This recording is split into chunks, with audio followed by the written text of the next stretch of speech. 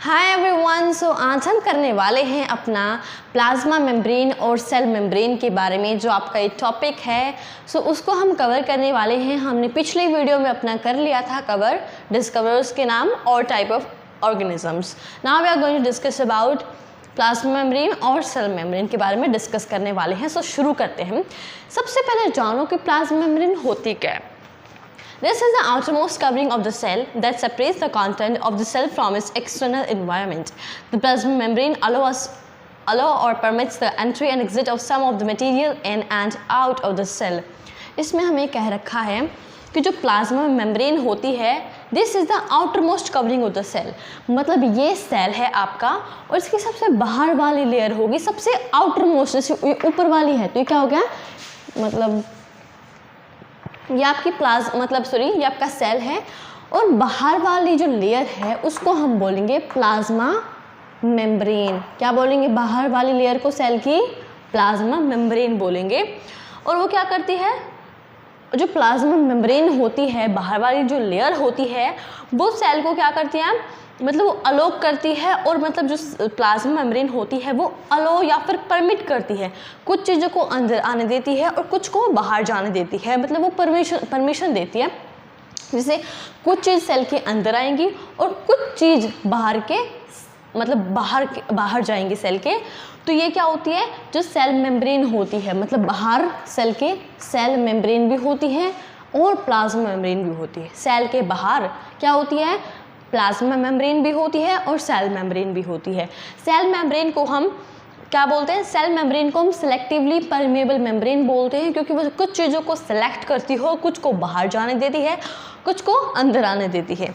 Okay, this topic is clear. I think this topic is clear to everyone. So now we are going to discuss about diffusion और osmosis. बहुत सारे बच्चों को doubt होता है कि मैम डिफ्यूजन क्या होता है। तो डिफ्यूजन होता है जब वाटर, मतलब क्या होता है, जब कोई सब्सटेंस का जो कंसंट्रेशन, व्हेन डिफ्यूजन क्या होता है, diffusion is the movement of a substance from high concentration to low concentration. क्या होता है, किसी भी क्या होता है डिफ्यूजन होता है किसी भी सब्सटेंस, कोई भी चीज़, कोई भी सब्सटेंस का जो कंसंट्रेशन होता है, जब वो high concentration to low concentration आता है। मतलब डिफ्यूजन क्या होता है, वो मूवमेंट होती है किसी भी सब्सटेंस की, किसी भी चीज़ की high concentration to low concentration, ऊपर से नीचे आता है, उसको बोलते हैं डिफ्यूजन। बहुत ईजी है। ओके, अब बात करते हैं ऑस्मोसिस के बारे में। ऑस्मोसिस क्या होता है, जब वाटर कंसंट्रेशन, ठीक है, जब वाटर कंसंट्रेशन जो होता है, हाई कंसंट्रेशन जो लो कंसंट्रेशन होता है, तो सेमी परमेबल मेम्ब्रेन। नहीं आया ना समझ में, मैं समझाती हूँ। देखो, ऑस्मोसिस होता है आपका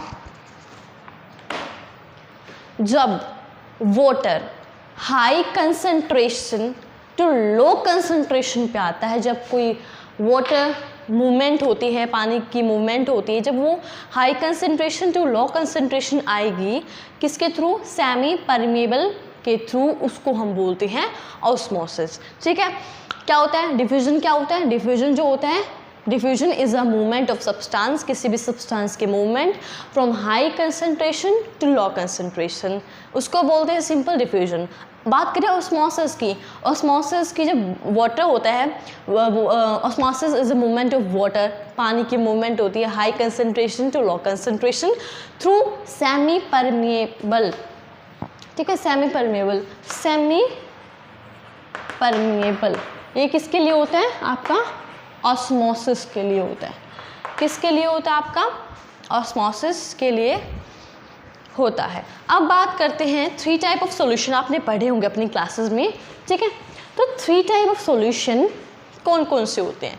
ठीक है, 3 टाइप्स ऑफ सॉल्यूशन, 3 तरह के सॉल्यूशन होते हैं।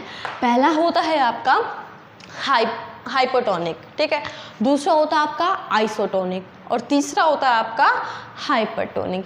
ये 3 सॉल्यूशंस होते हैं, उनको बोलते हैं 3 टाइप्स ऑफ सॉल्यूशन। ठीक है, तो क्या होता है हाइपोटोनिक क्या होता है? सबसे पहले बात करते हैं हाइपोटोनिक की। हाइपोटोनिक क्या होता है आपका, जब अंदर कम होता है सेल, मतलब क्या होता है, if the medium surrounding the cell has a high water concentration then the cell, इसमें क्या रखा, हाइपोटोनिक वो होता है जब अंदर कम होता है और बाहर ज़्यादा होता है, ठीक है। वाटर कंसनट्रेशन जो होता है अंदर कम होता है, जैसे सेल है ये, इसके अंदर कम है, इसके अंदर क्या है, लेस है, और बाहर जो होता है वो क्या है, मोर है, ज़्यादा, किसका, वाटर कंसंट्रेशन, ठीक है, उसको बोलते हैं हाइपोटोनिक। एग्जाम्पल हो गया, हम किशमिश लेते हैं तो किशमिश को हम क्या करते हैं, पानी के अंदर डाल देते हैं, किशमिश में कम होता है वाटर कंसंट्रेशन और बाहर कैसा होता है, ज़्यादा हो जाती है। जैसे आप रात को भिगोते हो, आप सुबह देखते हो तो क्या होता है, जो किशमिश होती है उसमें बहुत वो फूल जाती है, किसकी वजह से फूलती है, पानी का जो कंसंट्रेशन है सेल के अंदर वो ज़्यादा हो गया, पहले कम था, पहले वो सुकड़ी हुई थी, श्रिंक थी, लेकिन अब हमने एक रात रखा, उसके अंदर पानी आ गया तो वो फूल गई, श्रिंक हो गई, सॉरी श्रिंक नहीं, स्वेलअप हो गई, तो उसको बोलते हैं हाइपोटोनिक। ओके, अब बात करते हैं आइसोटोनिक। अब किसकी बात करेंगे हम अब बात करेंगे आइसोटोनिक की। आइसोटोनिक बस सिंपल है, बाहर जैसे ये सेल बना दिया मैंने, मतलब सेल के अंदर भी सेम है वाटर कंसंट्रेशन पानी का वो, और बाहर भी सेम, मतलब सेल के अंदर भी सेम है और बाहर भी सेम है, क्या, वाटर कंसंट्रेशन, ठीक है। जैसे किशमिश है, मान लो आपने पानी के अंदर रख दी, मतलब सेल जैसे किशमिश होती है उसके अंदर मान लो सेम है वाटर कंसंट्रेशन, बाहर भी सेम है, तो किशमिश पर कोई फ़र्क नहीं पड़ेगा, ठीक है, सिंपल, बस अंदर भी सेम होता है बाहर भी सेम होता है, सेल के अंदर भी और सेल के बाहर भी, उसको बोलते हैं आइसोटोनिक। ओके, अब बात करते हैं हम अपना हाइपोटोनिक की। हाइपोटोनिक क्या होता है, हाइपोटोनिक सॉल्यूशन वो सॉल्यूशन होता है अंदर ज़्यादा होता है और बाहर कम होता है। अंदर ज़्यादा मतलब ये सेल है आपका, इसके अंदर बहुत ज़्यादा होगा, ठीक है, मोर होगा, इसके जो सेल के अंदर जो पानी वाटर कंसंट्रेशन है वो ज़्यादा होगा और बाहर कम होगा। अंदर क्या होगा, ज़्यादा होगा और बाहर कम होगा वाटर कंसंट्रेशन, उसको बोलते हैं हाइपोटोनिक। हाइपोटोनिक क्या होता है, जब पानी का जो वाटर कंसंट्रेशन है वो अंदर ज़्यादा होता है और बाहर कम होता है, ठीक है। आई होप आपको थ्री टाइप ऑफ सॉल्यूशन समझ में आ गए होंगे। ओके, अब बात करते हैं थोड़ा सा प्लाज्मा मेम्ब्रेन के बारे में, हमने थोड़ा कम ही पढ़ा, ठीक है, तो बात करने वाले हैं। प्लाज्मा मेम्ब्रेन जो होती है flexible and is made up of organic molecules called proteins and lipids। जो प्लाज्मा मेम्ब्रेन होती है वो क्या होती है, फ्लेक्सिबल होती है। प्लाज्मा मेम्ब्रेन कैसी होती है, फ्लेक्सिबल होती है, और किसकी बनी होती है, ऑर्गेनिक मॉलिक्यूल्स की बनी होती है, लिपिड्स और प्रोटीन की। क्वेश्चन आ सकता है कि प्लाज्मा मेम्ब्रेन किसकी बनी होती है, तो आप लिखोगे लिपिड्स एंड प्रोटीन्स। क्या लिखोगे, लिपिड्स एंड प्रोटीन, ठीक है, लिपिड्स एंड प्रोटीन्स। तो प्लाज्मा जो मेम्ब्रेन है, प्लाज्मा मेम्ब्रेन किसकी बनी होती है, जल्दी बताओ। प्लाज्मा मेम्ब्रेन बनी होती है बच्चा आपकी लिपिड्स और प्रोटीन्स की।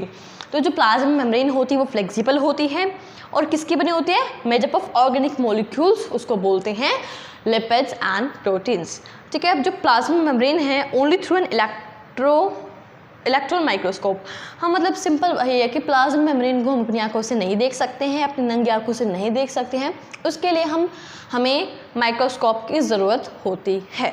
Okay, the flexibility of cell membrane also enables us to cell engulf from the external। देखो इसमें बस कुछ नहीं कह रखा, हम नेक्स्ट वीडियो में हम देखेंगे कि अमीबा अपना खाना कैसे लेता है। अमीबा जैसे क्वेश्चन आ जाए आपके पेपर में कि अमीबा की डायग्राम बना के दिखाओ, तो आपको याद करने की कोई ज़रूरत नहीं है, सिंपल कुछ भी बना देना। वैसे मैं बना कर दिखा देती हूँ। उसकी अमीबा है, उसका स्ट्रक्चर पूछ लिया कि अमीबा का स्ट्रक्चर कैसा होता है, याद करने की बिल्कुल ज़रूरत नहीं है, कुछ भी बना देना। ये हो गया आपका अमीबा, ठीक है, कुछ भी, ये आपका अमीबा हो गया, अमीबा कुछ भी बना दो वो ही आपका क्या हो गया, अमीबा, ठीक है। ऐसे शेप होती है इनकी, मतलब अपनी शेप चेंज करता रहता है तो हमें नहीं पता कैसे हो, तो कुछ भी बना दो, वो आपका अमीबा हो जाएगा, उसकी स्ट्रक्चर क्या हो गया, अमीबा हो गया। अब नेक्स्ट वीडियो में हम अमीबा के बारे में डिस्कस करेंगे कि वो कैसा मतलब कैसे फूड लेता है।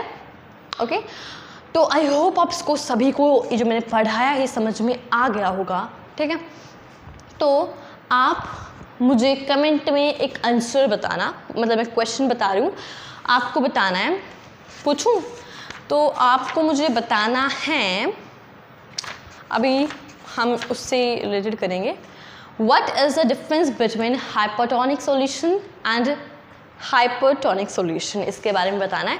जो हाइपरटोनिक सॉल्यूशन है और जो हाइपरटोनिक सॉल्यूशन है, कुछ हिंट दे देती हूँ, ये आपस में मतलब अपोजिट हैं, तो आप देख लेना। ठीक है, तो ये क्वेश्चन मुझे आपका कमेंट में चाहिए। नेक्स्ट वीडियो में मिलते हैं, हम बात करेंगे सिंपल अमीबा अपना खाना कैसे लेता है, बस उसके बारे में डिस्कस करेंगे। सो वीडियो को लाइक करके जाना, सब्सक्राइब करना और शेयर ज़रूर से करना। ठीक है, सो बाय बाय फॉर नाउ।